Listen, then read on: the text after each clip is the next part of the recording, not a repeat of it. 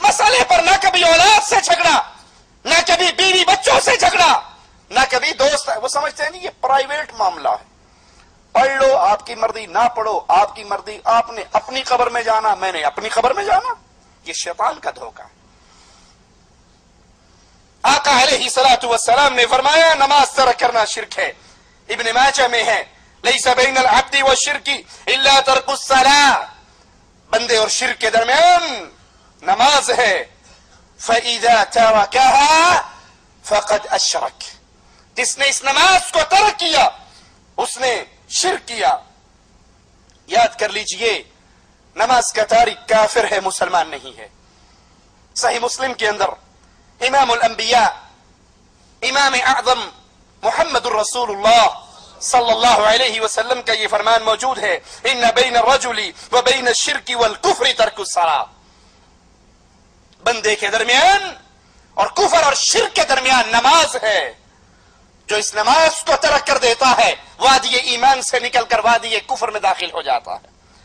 ترمذی میں ہے امام الانبیاء فرماتے ہیں علیہ الصلوۃ والسلام بین الکفر والایمان ترک الصلاۃ، ایمان اور کفر کے درمیانی شے نماز کا ترک کرنا ہے.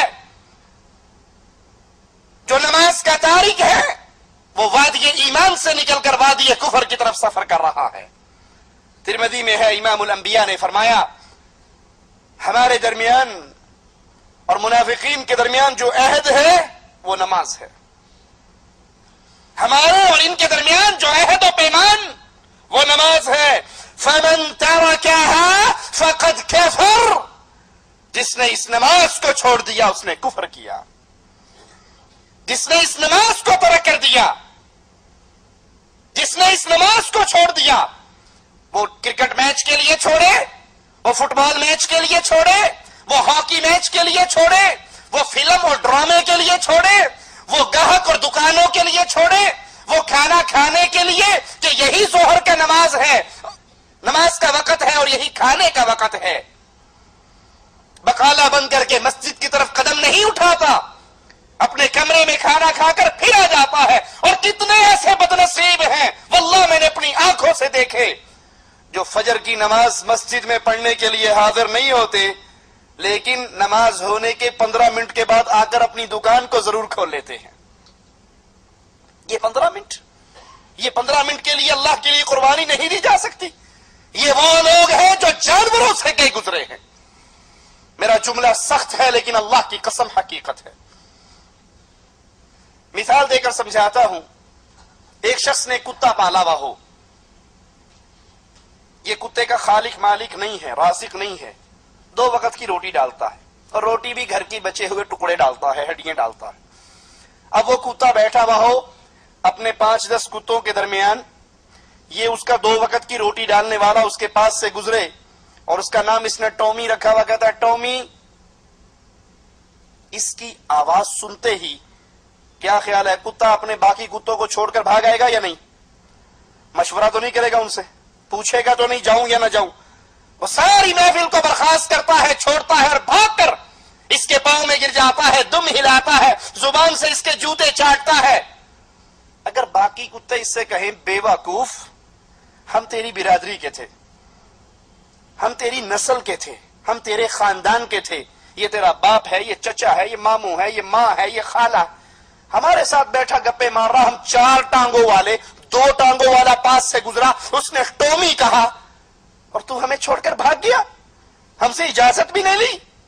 بیوی بچوں میں بیٹھ کر نماز سن کر، آذان سن کر، تکبیر سن کر نہ اٹھنے والوں، یہ جانور زبان حال سے ان رشتہ داروں کو کیا کہے گا؟ کہے گا مانتا ہوں تو میری ماں ہے، تو باپ ہے، تو چچا ہے، تو ماموں ہے، تو خالہ ہے، تو دوست ہے، مانتا ہوں تم میری برادری والے ہو، جس نے بلایا وہ میرا مالک تھا. کہے گا یا نہیں کہے گا؟ میں کیوں تمہیں چھوڑ کر بھاگا؟ جس نے بلایا وہ میرا مالک تھا. اے لوگوں، کیا مجھے اور آپ کو اللہ نے پیدا نہیں کیا؟ کیا ہمیں رزق اللہ نہیں دیتا؟ کیا یہ پیاری آنکھیں ہمیں اللہ نے نہیں عطا کی؟ کیا یہ پیارا چہرہ ہمیں اللہ نے نہیں دیا؟ کیا یہ سلامت جسم مجھے اور آپ کو اللہ نے نہیں دیا؟ کیا اس سورج کو اللہ نے میرے اور آپ کی خدمت کے لیے پیدا نہیں کیا؟ 1 گھنٹہ بلب جلاتے ہو، بیوی سے کہتے ہو یہ فضول بلب جل رہا ہے، تمہیں پتہ نہیں بجلی کا بل آئے گا، کبھی سورج کا بل بھی آیا؟ یہ اللہ کا نازل کردہ میٹھا پانی پیتے ہو، کبھی اس پانی کا بل بھی آیا؟ یہ ہوا بند ہو جائے تو ہماری زندگی ختم ہو جائے، کیا کبھی اس ہوا کا اللہ کی طرف سے بل آیا؟ یہ پوری کائنات اللہ نے آپ کے لیے پیدا کی ہے اور آپ کو اپنی عبادت کے لیے پیدا کیا ہے۔ وہ جانور 2 وقت کی روٹی ڈالنے والے کی آواز سن کر بھاگتا ہے، اس کے قدموں میں گرتا ہے، اور ہم دن میں 5 مرتبہ حی علی الصلاۃ، حی علی الفلاح، الصلاۃ خیر من النوم، یہ آوازیں سن رہے ہیں، ہمارے کانوں سے ٹکرا رہی ہیں، لیکن بہانے ہمیں بستروں سے اٹھنے نہیں دیتے، بہانے ہمیں دوستوں کی محفل کو ختم کرنے نہیں دیتے۔ یاد کر لیجئے اللہ کے رسول علیہ الصلوۃ والسلام منافقین اور مومنین کے درمیان جو عہد بیان کر رہے ہیں وہ نماز ہے، جس نے اس کو چھوڑ دیا اس نے کفر کیا۔ امام الانبیاء امام اعظم محمد الرسول اللہ صلی اللہ علیہ وسلم فرماتے ہیں من ترک الصلاة متعمدا فقد کفر جہارا، جس نے جان بوجھ کے نماز چھوڑی، جان بوجھ کے کیا مطلب؟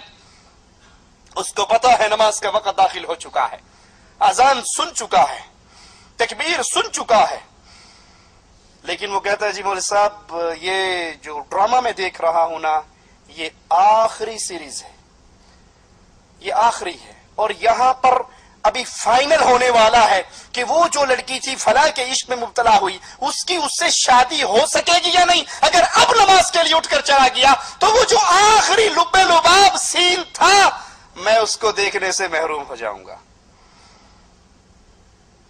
اچھی مولوی صاحب نماز کیا، اذان تو میں نے سن لی، لیکن آپ نہیں جانتے شاہد افریدی بیٹنگ کر رہا ہے، اگر اس نے کوئی چھکا لگا دیا یا یہ آؤٹ ہو گیا تو وہ جو سین ہے وہ میں دیکھنے سے محروم ہو جاؤں گا۔